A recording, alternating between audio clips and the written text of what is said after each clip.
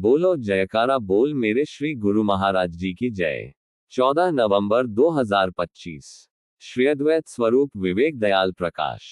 प्रेरक श्री श्री संत दयाल रामानंद जी महाराज श्री श्री छोटे महाराज जी।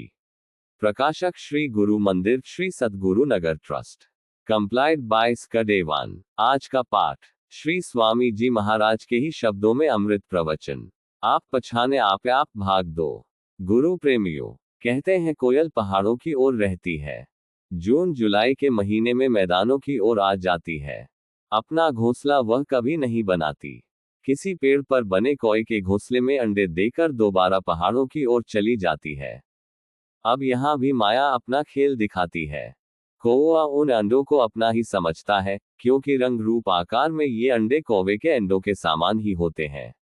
अज्ञानवश कौवी अपने और कोयल दोनों के अंडों को ममतापूर्वक सेती है। भूखी प्यासी रहकर भी उन अंडों की रखवाली करती है। नमे आने पर सभी अंडे फूट जाते हैं और उनमें से बच्चे बाहर आ जाते हैं। कौवा कौवी इधर उधर से भोजन लाकर उन बच्चों को खिलाते हैं।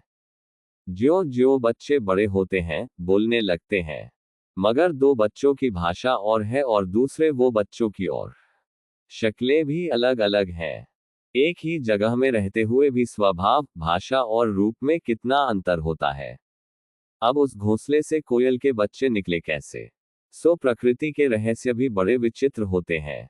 सैकड़ों मील की दूरी पर रहते हुए भी कोयल को अच्छी तरह याद है कि उसने किस शहर या गांव के कौन से पेड़ पर अंडे दिए थे। वह निश्चित समय पर वहां पहुंच जाती है और दूसरे पेड़ पर बैठकर अपनी सुरीली भाषा में आवाज लगाती है। बच्चे उस आवाज को गौर से सुनते हैं, घोंसले से बाहर आकर देखते हैं।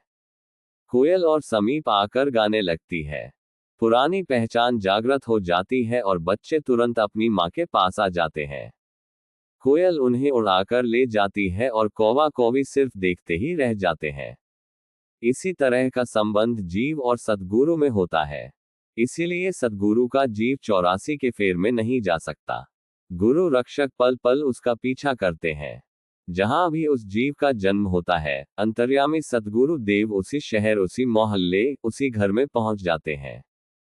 कोयल की तरह ही जब श्री सद्गुरु देव अपनी अमृतवाणी से उस घर, मोहल्ले या शहर में सत्संग करते हैं, सुनने को तो कितने ही आस पड़ोस के लोग भी सुनते हैं, लेकिन पीछे बिछड़ी हुई आत्माएं उस अमृतवाणी को अपने रोम रोम में बसा लेती हैं।